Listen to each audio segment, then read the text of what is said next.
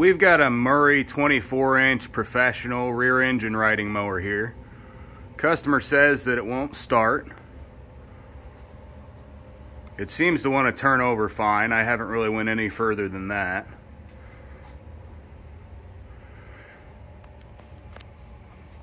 What I'm going to do here is, since it turns over okay, I can turn the key and it'll, but just get nothing out of it. I'm going to go ahead and use a little bit of gum out, carb cleaner. You can use starting fluid, whatever works for you. Just go ahead and give it a little bit here down in the carburetor. That air cleaner is not real good shape. Pretty dirty. We'll estimate a new one to the customer. Whether they do it or not, that's a different story. Throw a little carb cleaner down in there. I'm going to blow this out real quick because there's a bunch of debris up top here. You don't want any of that sucked into the intake there, so make sure there's not a whole lot there.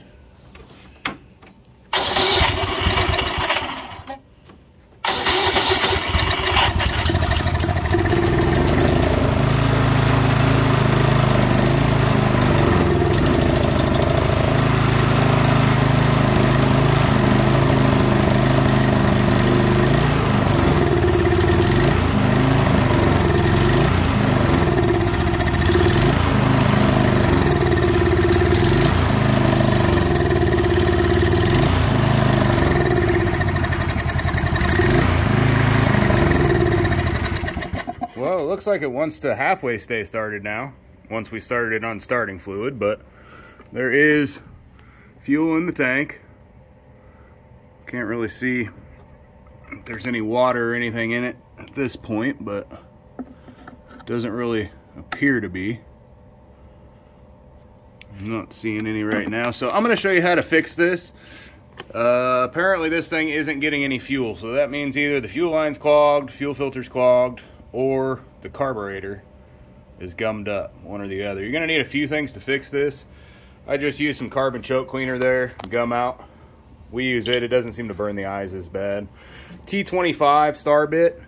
You're going to need that to get the carburetor off. It's easier than a 5/16. You can also use a 5/16, but sometimes getting it back on, you don't get it lined up as well. So we got the Hobart. That's a torch tip cleaner set from them. It just helps get down in that bottom jet there and get it all cleaned out. There's a various assortment of sizes. Vice grip pliers just get the fuel line, needle nose to both get the fuel line and or get the needle and seat out if it's stuck down in the carburetor. It comes in handy for that. Got a 1/2 inch for the bottom of the bowl nut. And then we usually just use wire brush looms. We'll pull a loom out to clean the bottom of the carburetor. One of the most effective ways to do it. And then you will need a 10mm for the back two right here to get the cover off to get to the carburetor here. So go ahead and get everything set up to get this thing back up and going. And this is a common issue, just a lot of times carburetor issues. People leave fuel in them either over the winter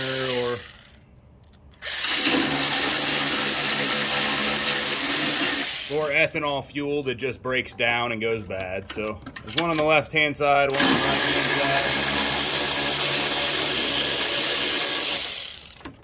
side. And then this cover here, it just slips right off the back. So it comes straight back and off. And there we are. So there's the whole carburetor assembly there. Doesn't look real clean, that's for sure. 5/16 on the front of the carburetor here. And then again, you can get to the 5/16 on the outside here, but it's also a T25 on the inside. So that's what I like to use, makes it a little bit easier to get a straight shot there. And then we'll pull this fuel line off. See what kind of fuel we got in this. So vice grip pliers or needle nose, either way will work. Pretty much anything you got to get that off of there.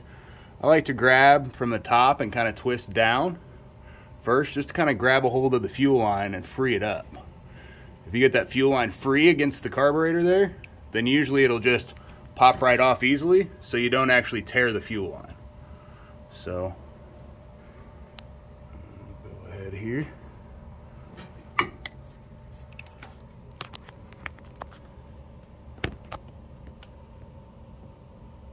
All right, so we're just going to go ahead and drain it down into a regular drain hose here. Forgot to show you that. We've just got a gallon ice cream bucket here. Then you've got a 1/4 inch connector to a 1/4 inch fuel line hose. Kind of standard on this. Almost everything in the small engine department is pretty much 1/4 inch fuel line.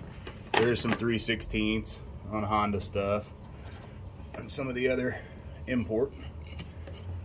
Drain that out of there. It definitely doesn't look like very good fuel. Yeah, there's, see how cloudy it is, all milky.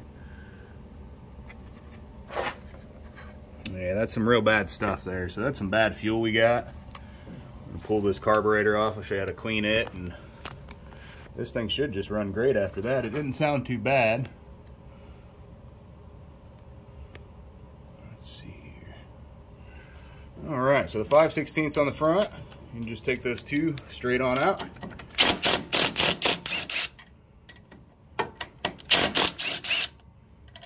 So the whole assembly will come straight off.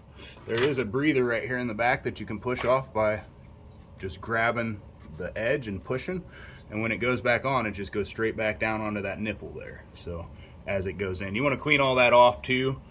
You want all this cleaned off before you put it all back together, and then you want this cleaned off real well. So you don't want any of that to get down into the crankcase, because that's where the crankcase breathes from, back through the air cleaner. So keep that area nice and clean. We usually just blow it off real quick. It doesn't take but a second.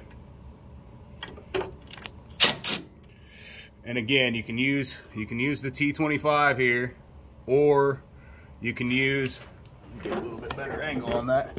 You can use the T25 here, or you can use your 5/16.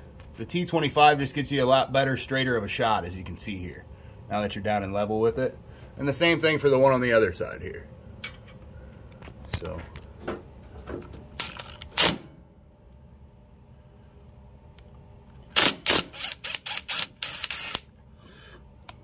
guy off. And as this all comes apart here, just kind of take note up top how everything goes back together. So you've got your spring here that just goes down to your governor linkage here on your throttle, and then you've got your auto choke up top here. So you can take all that off at any point in time. A lot of times take the spring off here, it just comes up and out, so then that's all free. So once we take these two out, everything comes apart there. So note that back assembly there has to go back in between here, just like such, and it has to go on this plastic piece, and this orange gasket has to be right back in that same area also. It's got to be poked down in there, otherwise it won't seat right. So here, to get the back one out, you're just going to tip it to the right, pop straight out, and to get the front one out, you're just going to tip it straight forward. So pull up and straight forward. Or I'm sorry, this one goes to the right actually. So down and to the right on this one to get it off on the front. Now that we've got him off, let's get this carburetor apart.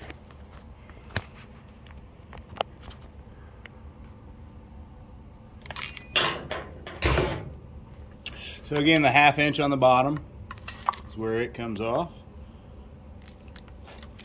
I'm just gonna take it off here real quick.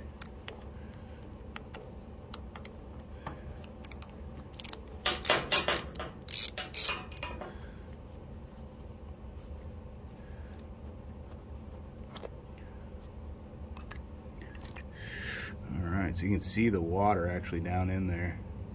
All the water droplets dancing around there. You can see that real well in this instance. So definitely a carburetor issue, fuel related issue. Doesn't look like the carburetor on the inside's horrible. So we're gonna go ahead and just blow this off real quick. Clean it all up with some carb cleaner and some compressed air. and that'll take care of our issues. So first thing I like to do is just spray some carb cleaner on it. I'm gonna back up here just a tiny bit with the camera. I don't want to get carburetor cleaner on it if I can avoid it, of course. So some of this loose stuff, all you have to do is really wipe it off. It'll come just right off of there if you wipe it. But carb cleaner and compressed air will do kind of the same thing, especially this stuff. I mean, it's real hard to get all that off without compressed air. So, carbon choke cleaner. I'll move some of these tools out of the way just so they don't get it all over them. Outside of the carburetor can be cleaned too, obviously, while you've got it. While you've got it on the carburetor. Sometimes it makes it easier, sometimes it doesn't.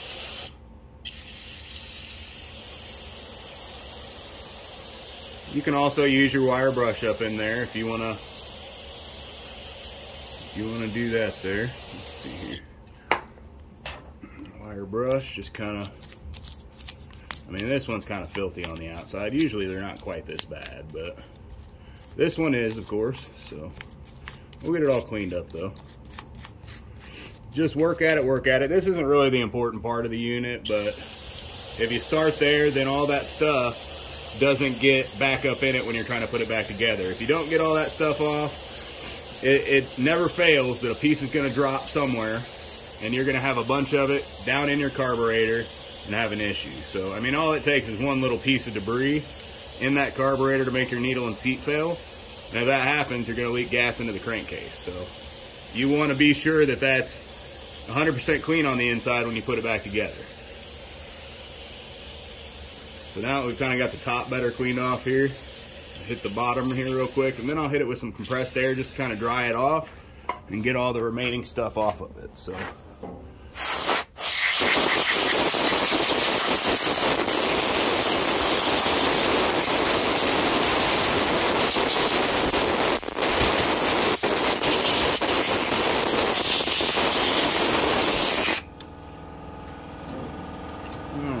So I'm going to go ahead and hit straight down through here. There's a jet down in there. That jet in there is the main jet that feeds all through the emulsion tube. That's the emulsion tube, but the main jet feeds it all the way down through. So if you spray down in there real good, make sure that's 100% clear. If it's not clear, you'll have issues with your mower. Obviously on this one, it already had issues, so you want to make sure that if there's anything down in there, which many times there are, that it's all cleaned out. Spray it again, spray it a couple times. No one ever complains about anything being too clean, so.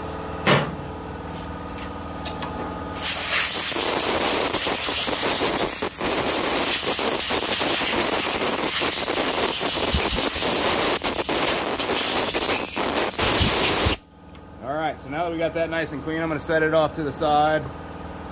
Get this cleaned up just real quick while we're at it. Just blowing it off. And then the top there, I just went ahead and did the crankcase breather that I was talking about, cleaning off. I just blew it off real quick. Just keeps the stuff a little bit cleaner. Since this is real dirty here, I'm going to go ahead and move the stuff to the towel under it. I usually start with 2. That way you got a nice clean spot underneath. Now we can get the internals all clean without all that extra dirt and stuff in the way. So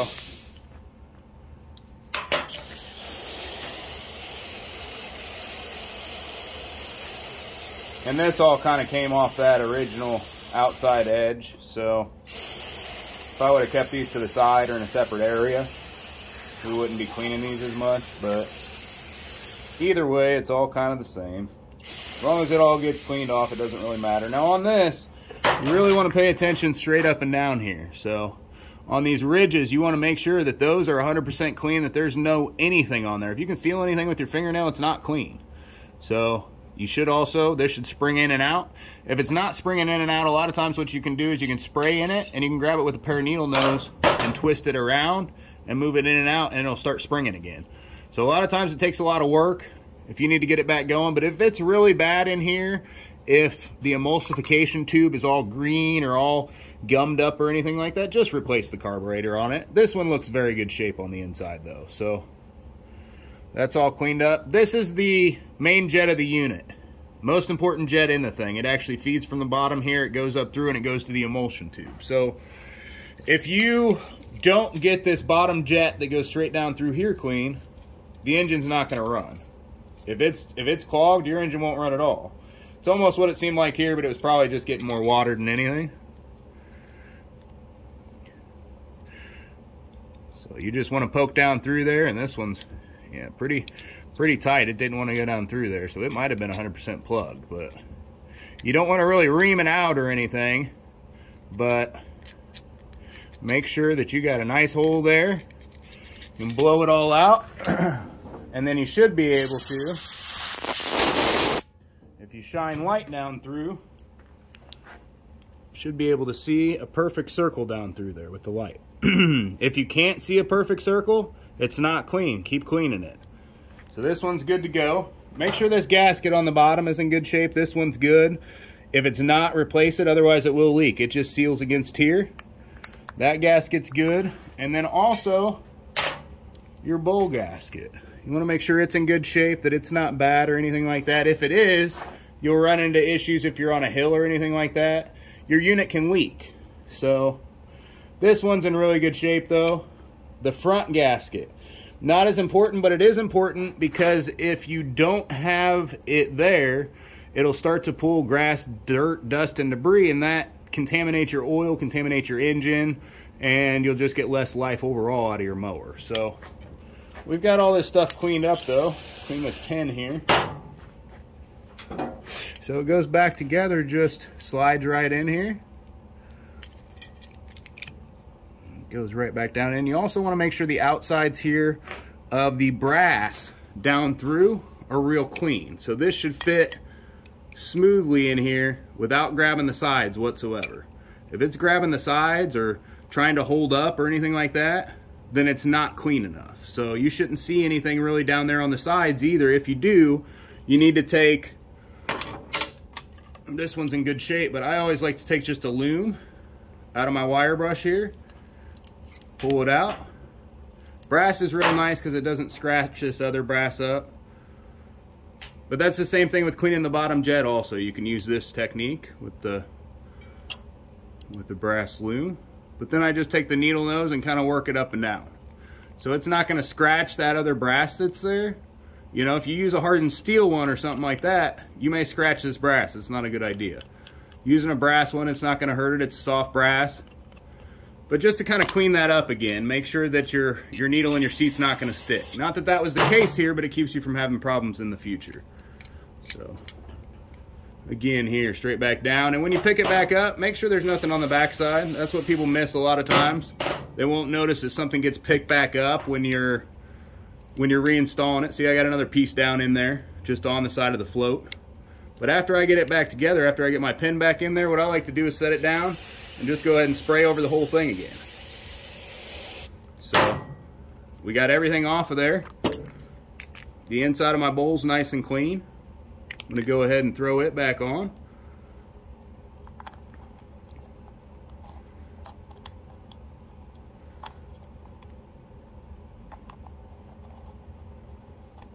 Well, maybe. Can't seem to get this right for some reason. Never had that much problem putting a bowl nut in. Tighten that up with your 1/2 inch there. You don't want to over tighten it at all. We're going to go back to the installation here, since your carburetor's all back together. So again, this just sits on here like such. Kind of hard to keep it seated there sometimes, but we'll get a little better view on that. Yes.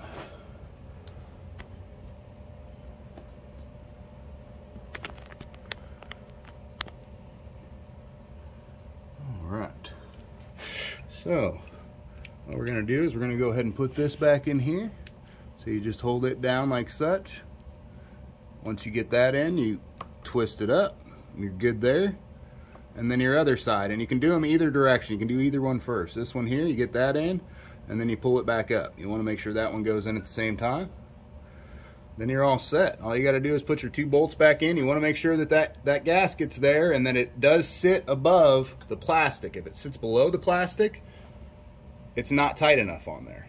So we're going to go ahead and put that back in here. And it takes the smaller of the 2 bolts. We removed 2 from the front that are real long. That's not these. These are the shorter ones. Make sure you don't mix those up. If you do, you're gonna ruin it. So you also want to make sure as you're reinstalling this that back metal stays lined up with that plastic. It likes to move with it. It likes to move on it. And if it does move, then you're gonna crack the plastic when you tighten down your T's. So looks like it stayed in place here. And you don't want to over tighten this either, because you'll break that back gasket, or you'll break the back insulator, the black piece back there, back behind. So we'll go ahead and put our spring back on there. This is the spring that came. It's just the hole right next to the governor here on the throttle. The governor linkage, I'm sorry, but straight down, and it locks into that bottom piece right there. So that's back on there. Everything should be free there. And this should be free here just like such. Alright, so we've got the fuel tank clean, or at least it seems like it's not dripping anymore, but you always want to blow it out too. It never fails that if you don't blow it out, there's still some left down in there. So I'm going to go ahead and use some compressed air.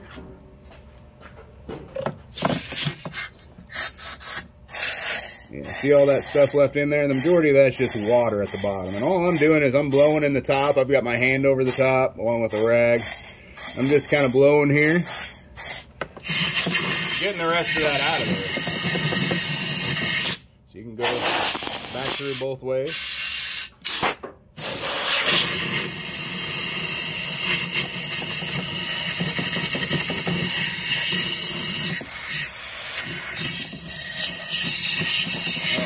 Looks like there's bugs and spiders and everything else coming out of the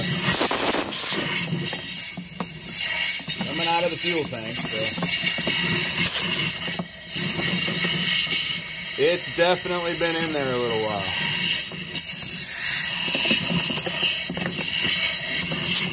Oh. Wow. I've just seen a ton of stuff coming out of there. I don't know.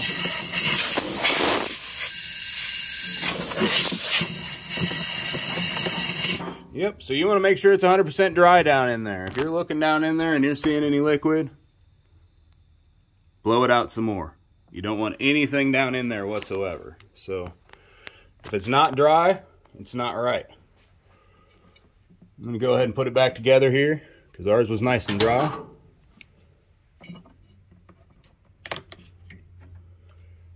All right.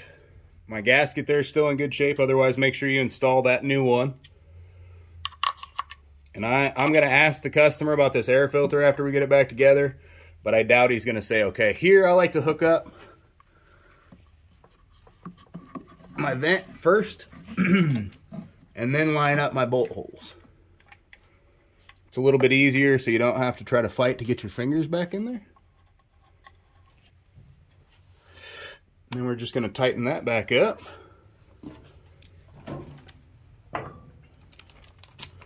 Just your 5/16 again.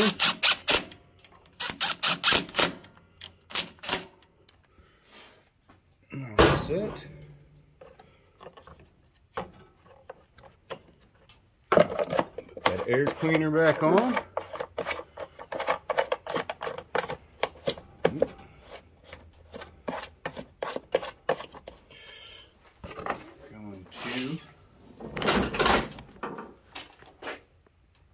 So what we'll do is we'll go ahead and put our cover back on here too. Again, it just kind of goes right there and slides on forward. It sits back here in the two little 10mm screws.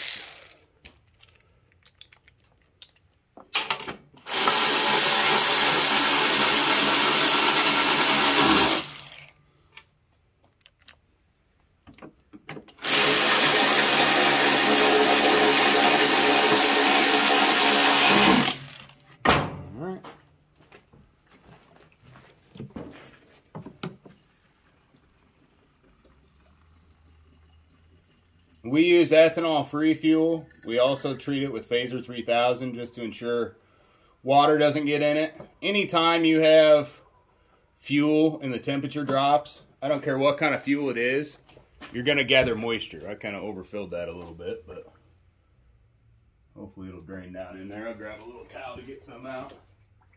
But anytime you have warm fuel or fuel of any kind and the temperature drops, you're going to get moisture in it. You know, that's science. It's just like a cold cup of tea on a hot day. It's gonna sweat. You know, it's the same thing. You've got hot liquid inside of a tank that is gathering moisture in there. So when that moisture gathers, the Phaser 3000 takes care of that anyway.